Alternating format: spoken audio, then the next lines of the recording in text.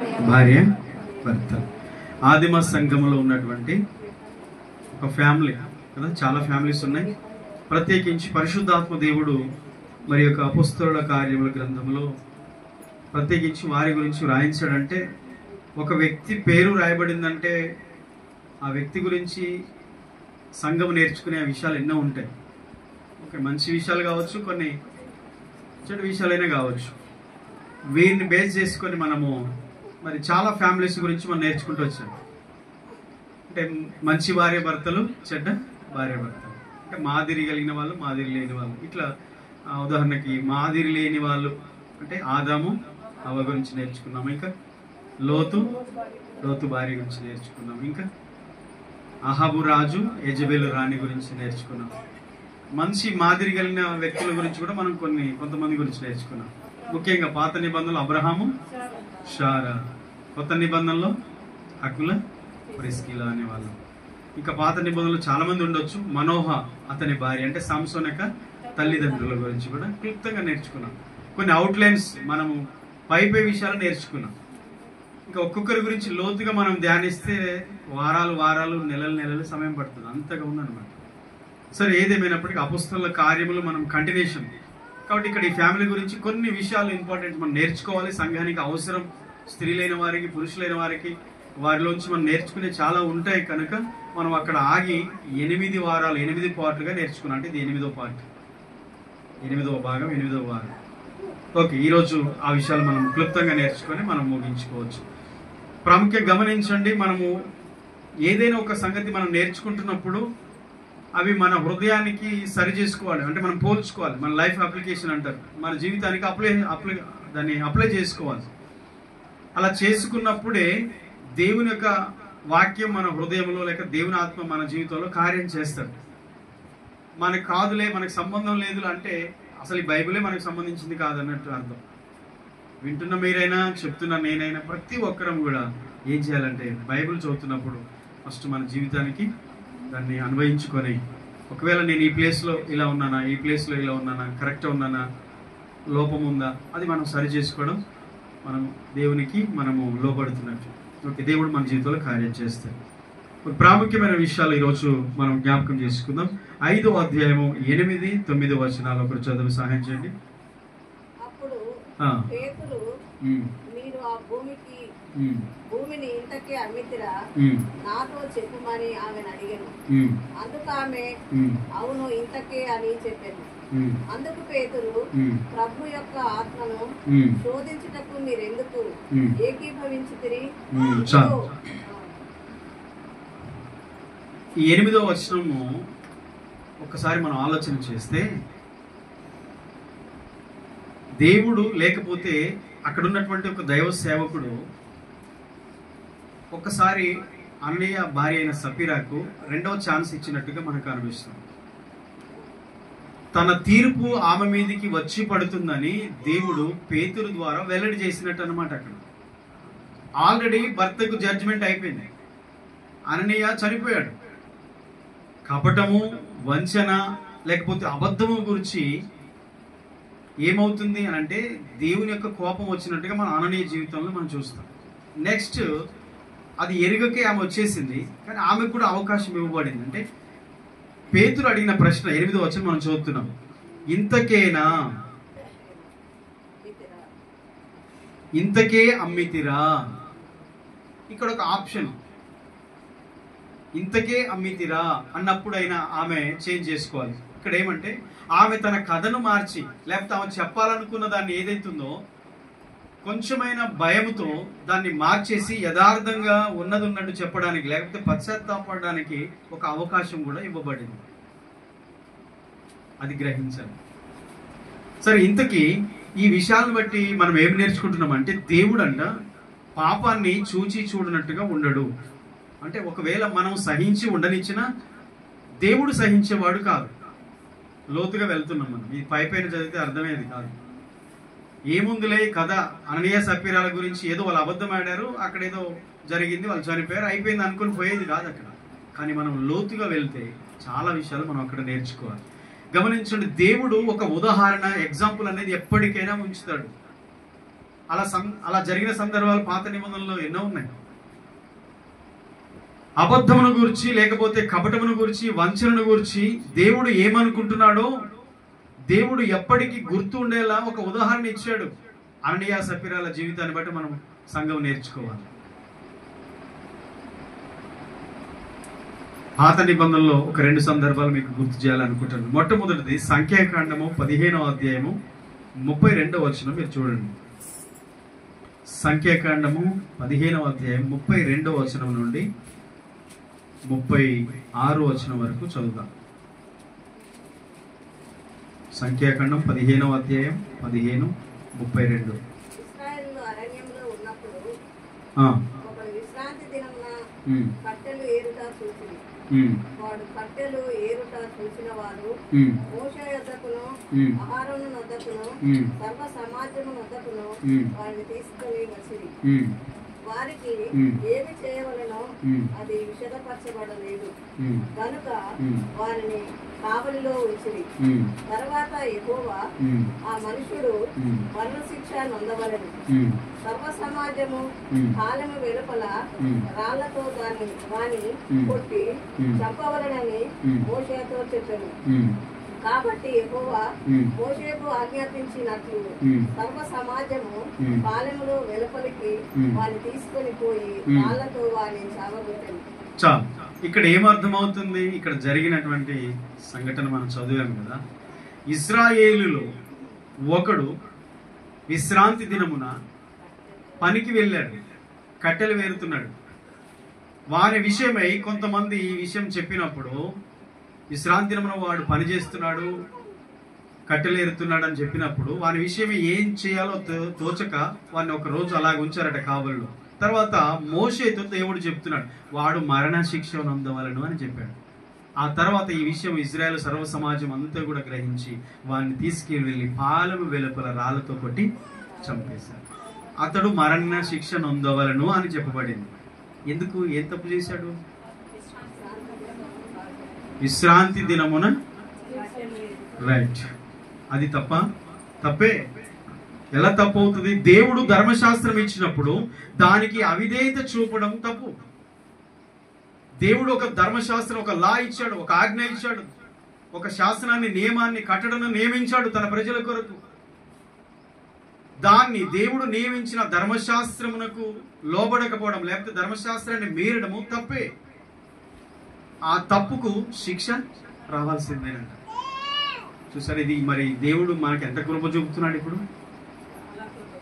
ఇప్పుడు మనం ఇంకా బ్రతికున్నామంటే మనంత పర్ఫెక్టా? మరి అర్థం చేసుకోండి. మరి ఇలాగే కంటిన్యూ అవుదామా? దేవుడు అవకాశం ఇస్తాడు, కానీ పాత నిబంధనలో వారికి అవకాశం లేదు. 7 రోజులు దేవుని సమయము, 6 రోజులు మనిషికి ఇచ్చాడు పని చేయాలి, 7వ రోజు విశ్రమించాడు. అంటే దేవుడి సృష్టిని 6 రోజులు చేశాడు, 7వ రోజు ఆయన విశ్రమించాడు. ఇప్పుడు 6 రోజులు ఎవరివి, 7వ రోజు ఎవరిది? మనిషి 6 రోజులు, 7వ రోజు దేవుంది. ఇప్పుడు 6 రోజులు సరిపోక 7వ రోజు కూడా దేవుని సమయాన్ని కూడా ఏం చేస్తున్నాడు? దేవుని బిడ్డలు ఏం చేస్తున్నారు? ధర్మశాస్త్రం ఏముందంటే 6 రోజులే నువ్వు కష్టపడి పని చేయాలి, 7వ రోజు యెహోవా సన్నిధిలో కూర్చోవాలి, ఆయన ఆరాధించాలి, విశ్రాంతి దినం అది. మరి ఇప్పుడు మనకి ఏం భయం ఉందా? దేవుని సమయాన్ని కూడా మనమే. సర్వ సమాజమునకు దేవుడు చెప్పిన మాట ఏంటి? మోషేతో చెప్తున్నాడు, అతన్ని పాలెం వెలుపలికి తీసుకుని వెళ్ళి రాళ్లతో కొట్టి ఒక ఉదాహరణ ఇచ్చాడు. అదే ఇంకొకటి మళ్ళీ విశ్రాంతి దినం కట్టెలు ఏరతాడా? ఏరకుండా చేయాలంటే ఫస్ట్ పనిష్మెంట్, జడ్జిమెంట్ చేయాల్సింది. ఇప్పుడు అననీయ సఫీరాలు ఎందుకు చనిపోయారు? 100 మంది అననీయ సఫీరాలు లేస్తారు, వాళ్ళకి పనిష్మెంట్ ఇవ్వకపోతే ఇంకా అననీయాలు సఫీరాలు తయారవుతారు. ఆదిమ సంఘంలో 1000 మంది ఉన్నారు. మళ్ళీ చెప్తున్నాను, మనము సహించి ఉండనిచ్చే పాపాన్ని దేవుడు సహించడు. మనం కాంప్రమైజ్ అయిపోతాం, మనం పర్వాలేదులే అని మనం అనుకుంటాం, కానీ దేవుడు అలా అనుకోడు అని మనం ఈ కథ ద్వారా నేర్చుకోవచ్చు. అంటే వారి నుంచి మనం పాఠం నేర్చుకోవచ్చు. ఇక ఇంకొక విషయం కూడా పాత నిబంధనలు మీకు జ్ఞాపకం చేస్తాను. యెహోషువ గ్రంథము 7వ అధ్యాయం మీరు చూడండి. యెహోషువ గ్రంథము 7వ అధ్యాయం మొదటి వచనం చదువుదాం.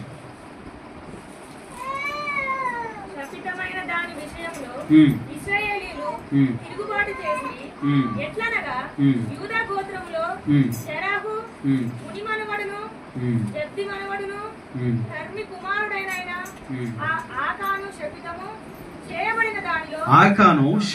చేయబడిన దానిలో కొంత తీసుకొనెను గనుక చాలు. ఇక ఈ అధ్యాయం అంతా చదివితేనే ఆ విషయాలు అర్థమవుతాయి. కాబట్టి సమయం సరిపోదు కనుక నేను చెప్తాను ఇక్కడ జరిగిన విషయాలు మీకు జ్ఞాపకం చేసి తర్వాత మీరు చదవచ్చు.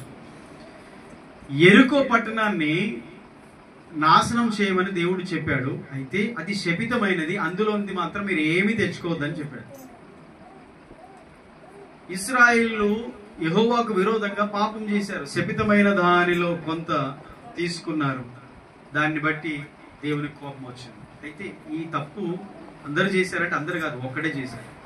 ఇక్కడ చదివాం కదా, పేరు ఆకాను. చెప్పండి, ఏం పేరు? అతని పేరు ఆకాను.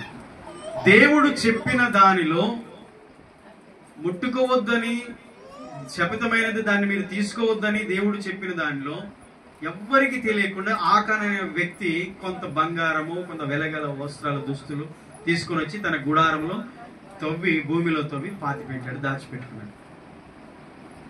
ఆ తప్పిదము వలన ఇశ్రాయేల్ ప్రజలకి చాలా నష్టం కలిగింది, ఓటమి కలిగింది. ఎలాగంటే ఒక తర్వాత నెక్స్ట్ ఒక చిన్న పట్టణం చేయించాలి. వాళ్ళు కనాను యాత్రలో ఉన్నారు, కనానుకు వెళ్ళాలి. వాళ్ళు పాలస్తీనా దేశానికి వెళ్తున్నారు. వాళ్ళు వెళ్లే ప్రయాణంలో దేవుడు చెప్పిన ప్రకారంగా ప్రతి పట్టణాన్ని అప్పగిస్తూ వచ్చాడు. కానీ ఒక చిన్న పట్టణం, హాయ్ అనే పట్టణాన్ని జయించలేకపోయారు. వారి ఎదుట ఓడిపోయి పారిపోయి వచ్చారు. ఎందుకు ఇలా జరిగింది అని యెహోషువ మొరపెట్టినప్పుడు దేవుడు మాట్లాడి చెప్పాడు, ఇదిగో మీరు పాపం చేశారు, మీలో ఒకడు ఈ పని చేశాడు. ఈ విషయాలన్నీ దేవుడు తెలియజేశాడు. అంటే ఒక్కడు తప్పు చేస్తే సర్వ సమాజానికి ఓటమి వచ్చిందా? పాపము చిన్నది పెద్దది తేడా ఉండదని. పాపం పాపమే. పాపం ఒక్కడు చేసిన ప్రజలందరికీ కూడా ఓటమి. అందుకనే ఏ పాపాన్ని కూడా చిన్నదానిగా చూడొద్దట. పాపాన్ని చిన్నదిగా చూడకండి. చిన్న పాపమే కదా, చిన్న తప్పే కదా అని అనుకుంటే ఆ చిన్నదైన మన జీవితాన్ని నాశనం చేస్తుంది. మనకి చాలా ఉదాహరణ ఎగ్జాంపుల్ తెలుసు. ఇప్పుడు ఓడ ప్రయాణం చేస్తున్నా చిన్న రంధ్రం ఉన్నా చాలు. ఎంత పెద్ద ఓడ అయినా చిన్న రంధ్రం ఉంటే కొంచెం ఆలస్యమైనా సరే తప్పకుండా మునిగిపోతుంది. చిన్నదే కదా అని దాన్ని నిర్లక్ష్యం చేస్తే కొంచెం లేట్ అయినా ఆలస్యమైన ఓడనది చిన్న రంధ్రమైన నీళ్ళతో నింపేసి ముంచేస్తుంది. మరి చిన్న తప్పైన మన జీవితాన్ని నరకానికి తీసుకెళ్ళదా? పెద్ద పాపాలు చేయట్లేదు, చిన్న పాపమే. పెద్ద పెద్ద పాపాలు ఏమి చేయట్లేదు, చిన్న చిన్న తప్పులే అని మనము కాంప్రమైజ్ అయితే చిన్న తప్పులైనా నరకానికి నెమ్మదిగా నడిపిస్తాయి. దేవునికి కోపాన్ని తెప్పించే వాటిలో మనం చేసే పాపాలు. ఇప్పుడు చూడండి, యెహోషువ 7వ అధ్యాయంలో మనం చదివిన స్టోరీ అంతా మన తర్వాత మీరు చదువుకోవచ్చు. దేవుడు అతనికి ఇచ్చిన పనిష్మెంట్ ఏంటంటే, ఒకసారి 9, 10, 11 వచనాలు చదవండి. చదవండి. ఇట్లనే లెమ్ము, నీవేళ ఇక్కడ ముఖము నేల మోపుకొందువు. ఇశ్రాయేలీలు పాపం చేస్తున్నారు. నేను వారితో చేసిన నిబంధన వారు మీరి ఉన్నారు. శపితమైన దానిలో కొంత తీసుకొని దొంగిలి బొంకి తమ సామాన్లు దాన్ని ఉంచుకొని ఉన్నారు. కాబట్టి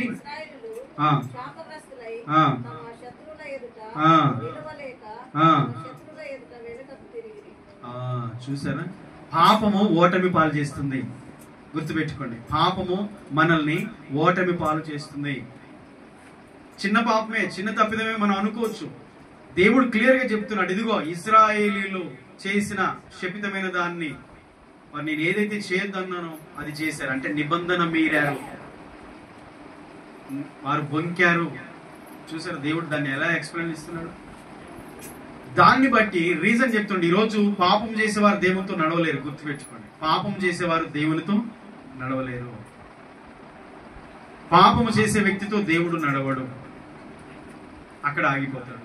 ఎప్పుడైతే మనం పాపములోని పడిపోతామో, పాపం చేస్తున్నామో, దేవునికి వ్యతిరేకమైన జీవితం మనం జీవిస్తున్నామో, దేవుడు మనతో నడవడం ఆగిపోతాడు, అక్కడే ఆగిపోతాడు. అందుకనే మనం ఉపవాసం ఉండాలి, ప్రార్థించాలి, మనల్ని మనం పరీక్షించుకోవాలి, స్వపరీక్ష చేసుకోవాలి. దేవునితో నడిచే అనుభవం మనకు కావాలి. దేవుడు మనకు తోడుగా ఉండాలి. మనం ఆశపడతాం, కానీ దేవుడు మనతో రావాలి కదా. ఇశ్రాయేలుతో దేవుడు ఉన్నాడా? ఈ సమయంలో లేడు. దేవుడు రానన్నాడు. నేను పరిశుద్ధుని గనక మీరు పరిశుద్ధులుగా ఉండాలంటున్నాడు. నేను పరిశుద్ధులను, మీరు పరిశుద్ధులై ఉండండి, నేను అప్పుడు మీ మధ్యకు వస్తానన్నాడు దేవుడు. ఇక ఇది అంత అధ్యాయం అంతా మనం తర్వాత చదువుకోవచ్చు. ఇక ఇంతకీ ఆ తప్పు చేసిన వ్యక్తి దొరికిపోయాడు. అతని ఆకాన్ అనే విషయము తెలిసిందనమాట. 18వ వచనం చూడండి. అతని ఇంటి పురుషుల వరుస దగ్గరకు రప్పించినప్పుడు యూదా గోత్రంలోని జరహు మునిమనును జబ్ది మనమును కర్మీ కుమారుని ఆకాను పట్టబడెను. అప్పుడు యెహోషువ ఆకానుతో, నా కుమారుడా, ఇశ్రాయేల్ దేవుడైన యెహోవాకు మహిమను చెల్లించి ఆయన ఎదుట ఒప్పుకొని నీవు చేసిన దాన్ని మరుగు చేయక నాకు తెలుపుమని నిన్ను వేడుకొనుచున్నానని చెప్పగా, ఆకాను యెహోషువతో, ఇశ్రాయేల్ దేవుడైన యెహోవాకు విరోధంగా నేను పాపము చేసినది నిజము. దోపుడు సొమ్ములో ఒక మంచి షీనారు పై వస్త్రమును 200 తులముల వెండిని 50 తులముల ఎత్తుగల ఒక బంగారు కమ్మిని నేను చూచి వాటిని ఆశించి తీసుకొంటిని. అదిగో నా డేరా మధ్య అవి భూమిలో దాచబడి ఉన్నవి. ఆ వెండి దాని క్రింద ఉన్నదని ఉత్తరం ఇచ్చి తాను చేసినదంతా ఒప్పుకొనెను. పాపం చేసిన వాడు కూడా బయటపడ్డాడు, దొరికిపోయాడు. ఆ పాపం చేసిన వారికి శిక్ష కూడా 26వ వచనంలో వారిని రాళ్లతో 25 నుంచి చదువుదాం. అప్పుడు యెహోషువ, నీవేళ మమ్మను బాధపరిచితివి, నేడు యెహోవా నిన్ను బాధపరచుననగా ఇశ్రాయేల్ అందరూ వారిని రాళ్లతో చావుకొట్టిరి. వారిని రాళ్లతో కొట్టిన తర్వాత అగ్ని చేత కాల్చి వారి మీద రాళ్లను పెద్ద కుప్పగా వేసిరి. అది నేటి వరకు ఉన్నది. అప్పుడు యెహోవా కోపోద్రేకము విడిచిన వాడై మల్లుకొనెను. అందుచేత నేటి వరకు ఆ చోటికి ఆకోరు లోయ అనగా బాధ లోయ అని అర్థం. ఆకోరు లోయ అనగా శ్రమ, బాధ లోయ అని అర్థం. ఆకోరు లోయ అని పేరు పెట్టారు. ఆ లోయలోకి ఒక ఆకాన్ని కాదు, తన ఫ్యామిలీ మెంబర్స్ అందరినీ కూడా రాళ్లతో కొట్టి అగ్నితో కాల్చి చంపేశారు. అప్పుడు దేవుని కోపం చల్లారింది. పాపాన్ని సహించే దేవుడు కాదు మన దేవుడు. మరి మనం ఎలా సహిస్తున్నాం? మనం ఎలా సహిస్తూ ఉండనిస్తున్నాం? చాలాసార్లు మన జీవితాల్లో, మన కుటుంబాల్లో దేవుడు కోరుకునే దాన్ని మనం కోరుకుంటే, దేవుడు ఇష్టపడేదాన్ని మనం ఇష్టపడితే మనల్ని బట్టి దేవుడు ఎప్పుడు సంతోషిస్తాడు. అంటే మనం దేవుని పక్షంగా ఉండే ప్రజలుగా ఉండాలని మనం నేర్చుకోవాలి. ఓకే, అననీయ సప్పిరాలు దాన్ని సహించి ఉండనిచ్చారేమో, కానీ ఆ సంఘంలో అది ఉండడానికి దేవుడు ఇష్టపడలేదు. అది ఎలాంటిదంటే తర్వాత చెప్తాను. ఒక కొరుకుడు పుండి లాంటిది. అంటే వ్యాపిస్తుంది, ఒకరి నుంచి ఒకరికి వ్యాపిస్తుంది. ఆమె చేసిందిగా, ఆయన చేశాడుగా, వాళ్ళు చేశారుగా, వీళ్ళు చేశారుగా, మనం చేస్తే ఏంటి, ఇలాగా మొత్తం స్ప్రెడ్ అయిపోతుంది అనమాట. దేవుడు దాన్ని అక్కడికి బ్రేక్ చేయాలనుకున్నాడు కనుక అననీయ సప్పీరాలు అక్కడ దేవుని కోపం చేత శిక్ష పొందారు. అంటే చంపబడ్డారు, చనిపోయారని మనం అర్థం చేసుకోవాలి. ఇప్పుడు ఆకాని పరిస్థితి ఏమైంది? ఆశించి తిని, నా డేరా మధ్యలో దాచి తిని, అంటే చీటి ఆయన పేరు మీద వచ్చిన తర్వాత, ఆయన తాత ముత్తాత వరుస లెక్కన ఆయన దగ్గరికి వచ్చిన తర్వాత, నిజం బయటపడిన తర్వాత అప్పుడు ఒప్పుకున్నాడు. కానీ ఇంతమంది ఓటమి పాలవడానికి నేనే కారణం అని ఎప్పుడైనా బాధపడ్డాడు? దేవుడు అన్నాడు, ఆ పాపం మీ మధ్యలో ఉన్నంతసేపు నేను మధ్యలోకి రాను. శత్రువులు ఎదుట చిన్న గ్రామం హాయ్ అనే పట్టణం చిన్నది, దాని ఎదుట ఎంత పెద్ద ఎరుకో పట్టణాన్ని జయించారు, శత్రువులు జయించారు. కానీ చిన్న పట్టణం ఎదుట వీళ్ళు పారిపోయి వచ్చేసారు, ఓడిపోయారు. కారణం ఏంటంటే పాపం చేసినప్పుడు పారిపోతారు, పాపం చేసిన వాడు పారిపోతాడు, పాపం చేసేవాడు భయపడతాడు, పాపం చేసేవాడు ఓడిపోతాడు, పాపం చేసేవాడే నష్టపోతూ ఉంటాడు. పాపం చేసేవారితో దేవుడు తోడుగా ఉండడని ఈ కథ మనకు నేర్పుతుంది. ఆకాని జీవితం నుంచి మనం నేర్చుకునే విషయం. దేవుడు దాన్ని బయట పెట్టేసి ఆ పాపాన్ని వారి మధ్య నుంచి తీసేసిన తర్వాత ఆయన కోపం చల్లారిందంట. అంటే పరిశుద్ధతను ప్రేమించే దేవుడు మన దేవుడు. ఆమేన్. మరి మనం ఎంత పరిశుద్ధంగా ఉండాలి? హోలీనెస్. మనం పరిశుద్ధతను కోరుకోవాలి. అపవిత్రత, కల్మషము, పాపము అనేది దేవునికి అసహ్యమైన విషయాలు అని సంఘం గుర్తించాలి. ఆమేన్. కాబట్టి వంచన, కపటము, అబద్ధం గురించి తాను ఏమనుకున్నాడో దేవుడు ఎప్పటికీ గుర్తుండేలా చేశాడు. ఉదాహరణ ఇచ్చాడు. 2 విషయాలు పాత నిబంధనలో నేర్చుకున్నాం. ఒకడేమో విశ్రాంతి దినమును మీరి అతిక్రమించి చేసిన దాన్ని బట్టి రాళ్లతో కొట్టి చంపబడ్డాడు, ధర్మశాస్త్రం మీరినందుకు. ఒకడేమో దేవుని నిబంధన మీరి చేయకూడదని, శపితమైన దాన్ని ముట్టుకోకూడదని, చేయకూడదనే పాపమును చేసినందున ఆకాన్ అనే వ్యక్తి కూడా దురాశతో ఉండడం ద్వారా అతడు కూడా శిక్షించబడ్డాడు. నెక్స్ట్ ఇంకొకరు ఆ పని చేస్తారా? ఆకాన్ చేసిన పని ఇంకొకరు చేస్తారా? తర్వాత రాజుల గ్రంథం ఒక ఆయన చేశాడండి. ఇజ్రాయెల్కి మొట్టమొదటి రాజు సౌలు అదే చేశాడు. అమాలేకులను హతం చేయనైనా, ఏం ముట్టుకోకునైనా, ఏం తేకునైనా ప్రవక్త దైవ సేవకుడు చెప్తే వెళ్ళి సమూయేలు మాట, దేవుని మాట గౌరవించకుండా అతడు దోపుడు సొమ్ము మీద ఎగబడి క్రొవ్విన వాటిని కొన్ని తీసుకొని వచ్చి తన పక్కన పెట్టి మళ్ళీ దానికి ఎక్స్ట్రా ఏం కలుపుతున్నాడు? యెహోవాకు బలర్పించడానికి. అంటే దేవుడికి తెలియదా మన ఉద్దేశం ఏంటో? తెలుసా తెలియదా? అలా ఉదాహరణకు దేవుడు ఉంచాడు. ఆ విషయాన్ని గుర్తించాలి. ఇక 9వ వచనం కూడా చదువుకున్నాం కదా. పేతురు అపొస్తల కార్యములు 5వ అధ్యాయం 9వ వచనం. పేతురు ఏం చెప్తున్నాడు? అందుకు పేతురు అబాబా దేవుని ఆత్మను శోధించుటకు ఏకీభవించితిరి. అంటే దేవుని ఆత్మను సంఘము లేకపోతే దేవుని బిడ్డలు శోధిస్తారా? సాతానే శోధిస్తారా? సాతానే శోధకుడు, సాతాను శోధించేవాడు. కానీ దేవుని పిల్లలు కూడా దేవుని ఆత్మను శోధిస్తున్నారు, లేకపోతే దేవుని ఆత్మను పరీక్షిస్తున్నారంటే అర్థం చేసుకోండి, ఆ పని దేవుని పిల్లలు చేయకూడని పని, అది సాతాను చేసే పని. యేసు ప్రభుని మత్తయి సువార్త 4వ అధ్యాయం 7వ వచనంలో యేసు ప్రభుని శోధించింది ఎవరు? సాతాను. ద్వితీయోపదేశకుడు 6వ అధ్యాయం 16వ వచనంలో ఏముంది? నీ దేవుడని యెహోవాను పరీక్షింపకూడదు, శోధింపకూడదు అని ఉంది.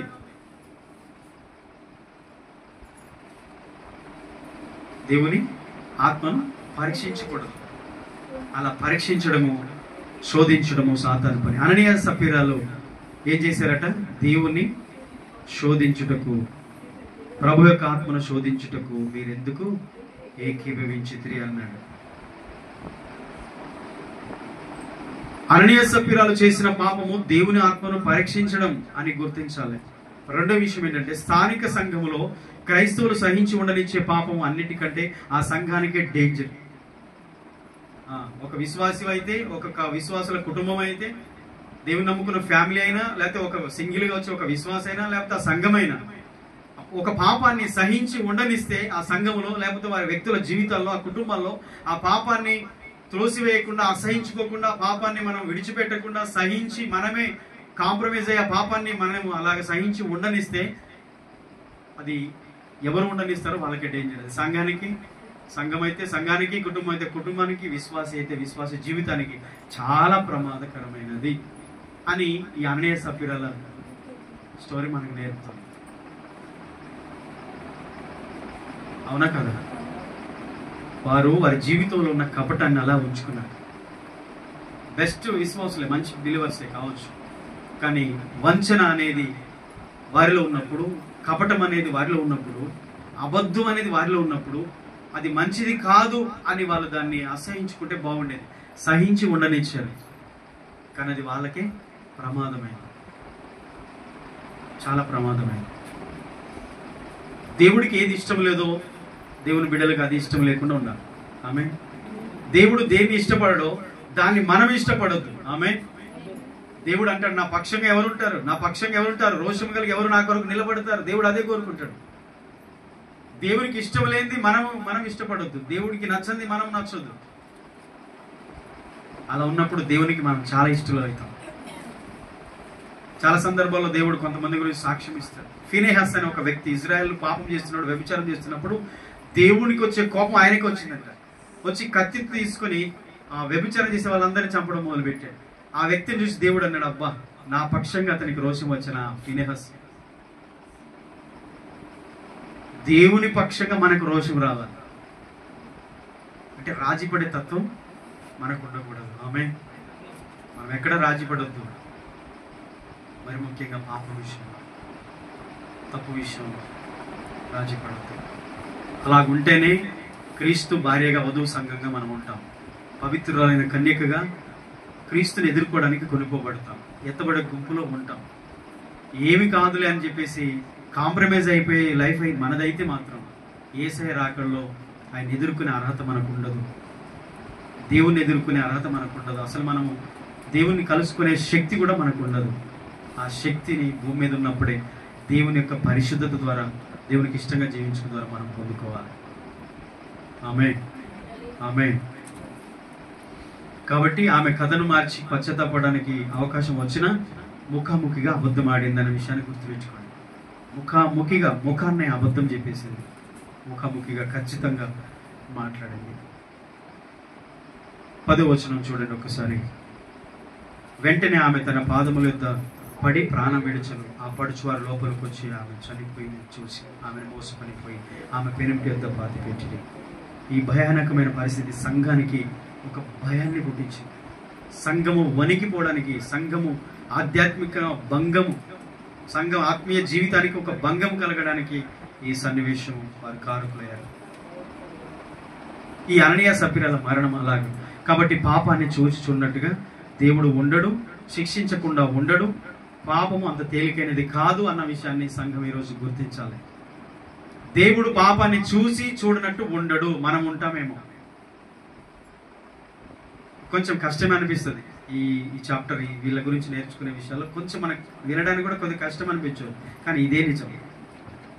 వినడానికి ఇప్పుడు మనకు కష్టమే, నాకు కూడా కొంచెం కష్టమే అనిపిస్తుంది. కానీ ఇదే వాస్తవం, ఇదే సత్యం, ఇదే నిజం. దేవుడు పాపాన్ని చూసి చూడనట్టు ఉండడు, శిక్షించకుండా ఉండడు. ఇంతకుముందు చదివాం కదా, విశ్రాంతి దినమున కట్టెపులు లేరితే తప్ప ఎన్ని వారాలు చర్చికి పోకపోతే ఏంటి, సహవాసానికి పోకపోతే ఏంటి, సంఘానికి పోకపోతే ఏంటి, అసలు ప్రార్థన చేయకపోతే ఏంటి, అసలు బైబిలే చదవకపోతే ఏంటి, అసలు దేవుణ్ణి స్తుతించకపోతే ఏంటి అని మనం అనుకుంటాం. కానీ నువ్వు ఆల్రెడీ ఉన్నావు, నిబంధనలో ఉన్నావు, నువ్వు ఆ వాగ్దానాల్లో ఉన్నావు, కమిట్మెంట్లో ఉన్నావు, రక్షణలో ఉన్నావు, మార్గంలో ఉన్నావు. మరి అవన్నీ నువ్వు చేయాల్సిందే. ఏంటి అని అంటే దాని పనిష్మెంట్ ఏంటి, అది కూడా మనమే భరించాలన్నమాట. కాబట్టి అది శరీరాన్ని చంపే ఒక కొరుకుడు పుట్టి లాంటిదని చెప్పాను కదా. 2వ తిమోతి పత్రికలో స్పష్టంగా ఉంది ఆ మాట. చూడండి 2వ అధ్యాయం 17వ వచనం. ఒక్కసారి చూడండి. తిమోతి మొదటి పత్రిక అనుకుంటా, రెఫరెన్స్ చెప్పండి కరెక్ట్. ఓకే, అంతే. 2:17. 2 తిమోతి 2వ పత్రిక 2వ అధ్యాయం 17వ వచనం. కొరుకుడు పొండు ప్రాకినట్టు వారి మాటలు ప్రాకును, వారిలో హుమెనైను ఫిలేతును ఉన్నారు. వీళ్ళు అబద్ధ బోధ చేసేవారు, అబద్ధాన్ని ప్రచారం చేసేవాళ్ళు. దేవుడు ఏదైతే చెప్పాడో దానికి వ్యతిరేకంగా చెప్పారు. పునరుద్ధానం గతించనని చెప్పుచు సత్యం విషయమై తప్పిపోయి కొందరిని విశ్వాసం నుంచి చెరిపే విశ్వాసులు ఈ సంఘంలో ఉన్నారు. ఓకేనా? సత్యవాక్యాన్ని, దేవుడిచ్చిన మంచి శ్రేష్టమైన ఉపదేశాన్ని పక్కన పెట్టేసి ఈ హుమెనే అనేవాడు, ఫిలేతు అనేవారు ఆనాడు సంఘంలో ఉన్నారు. అప్పటికే తిమోతి ద్వారా పౌలు అందుకనే హెచ్చరిక చేస్తున్నాడు వారి గురించి. ఇంకా పై వచనంలో మీకు ఉంటుంది, చూడండి, మీరు చదవండి, అక్కడ ఉంటుంది. అపవిత్రమైన వట్టి మాటలకు విముఖుడమై ఉండుము, అట్టి మాటలాడువారు మరెక్కువ భక్తిహీనులు అవుతుంది. ఇంకా భక్తి లేదు వీరి జీవితంలో. కేవలం పోగిరి మాటలు, పనికి మాలిన మాటలు, మంచి విశ్వాసాన్ని పోగొట్టే మాటలు, భక్తిని పోగొట్టి చెడగొట్టే మాటలు, దేవుల్లో ఉన్న వారిని పాడు చేసి దేవుల్లోంచి దూరం చేసే మాటలు. వీరు భక్తిహీనులు అని చెప్తున్నాడు. మరి ఎక్కువగా భక్తిహీనులు అయిపోయారు, అపవిత్రమైన వట్టి మాటలు మాట్లాడేవారు. కాబట్టి అలాంటి మాటలు ఎంత డేంజర్ అంటే కొరుకుడు పుండు పాకినట్టు ప్రాకుతాయి. సత్యం అంత త్వరగా వెళ్ళదు, కానీ అబద్ధం మాత్రం చాలా స్పీడ్గా వెళ్తుందండి ప్రజల్లోకి. తప్పుడు బోధ వెళ్ళినంతగా మంచి బోధ వెళ్ళదు. సత్య బోధ ఆలస్యం అవుతుంది. సత్యాన్ని వినడానికి, నేర్చుకోవడానికి చాలా కష్టం. కానీ అబద్ధం చూడండి స్ప్రెడ్ అయిపోతుంది ఈజీగా. అబద్ధాలనే అందరు నమ్మేస్తారు.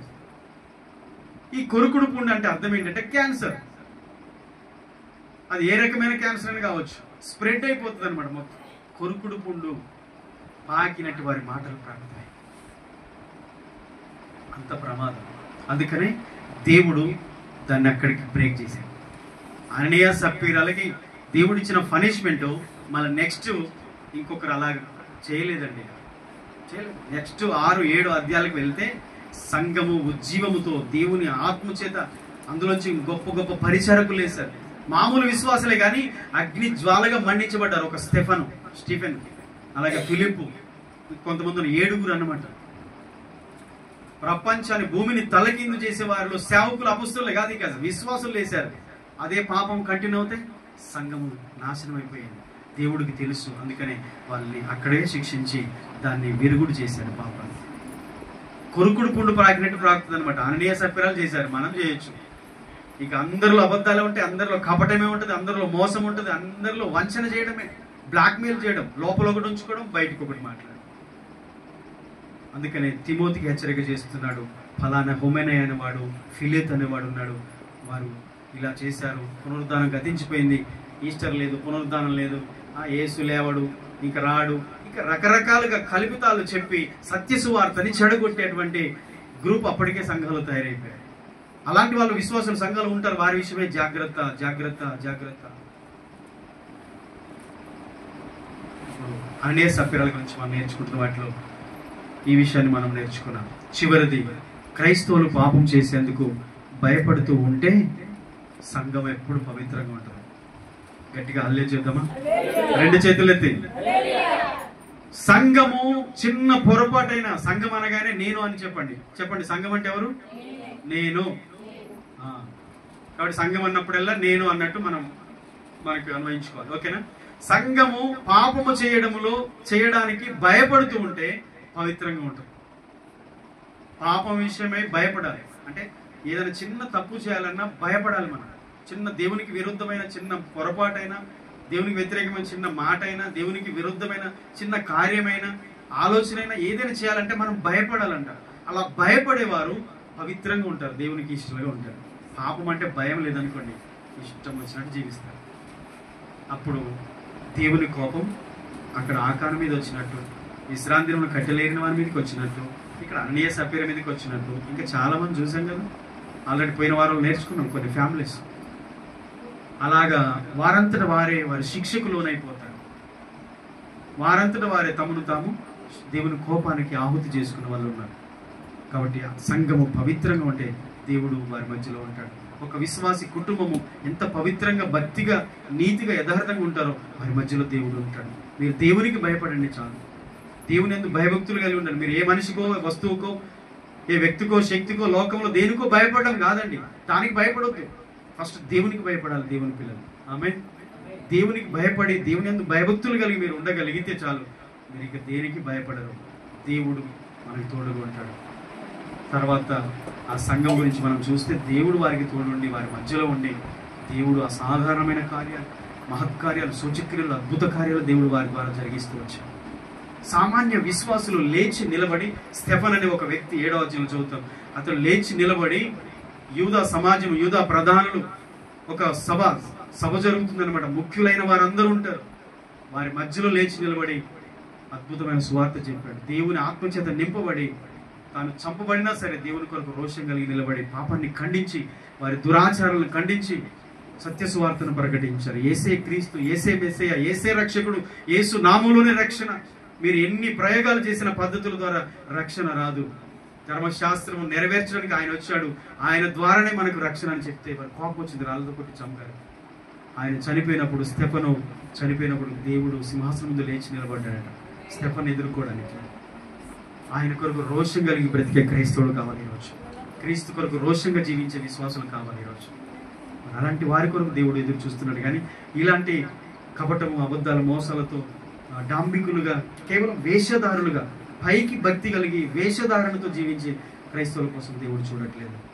అలాంటి వారిని దేవుడు అసహించుకుంటాడు. అననీయ సఫీరాలను చూసి మనం ఈరోజు నేర్చుకుంటున్నాం. కాబట్టి దేవునికి ఇష్టంగా ఉందాం. దేవుడు మనందరూ దీవించునుగాక. దేవుని కొరకు జీవిస్తాం. అందరూ కూడా తల్లి ఉంచుదాం, కళ్ళు మూసుకుందాం, ప్రార్థన చేద్దాం. ఒక్క నిమిషం ప్రార్థన చేస్తాం.